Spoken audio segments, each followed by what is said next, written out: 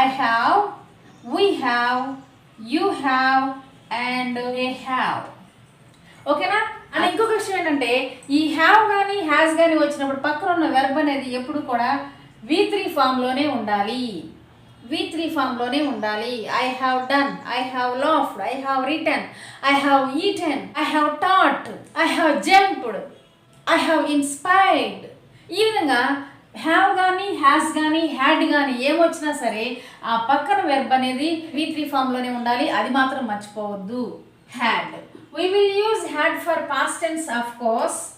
I had, we had, you had, he had, she had, it had and they had. ఈ subject పక్కన had అనే have form ఉంది అంటే అది ఏ టెన్స్లో ఉన్నట్లు? పాస్ట్ టెన్స్లో ఉన్నట్లు. And that work already completed.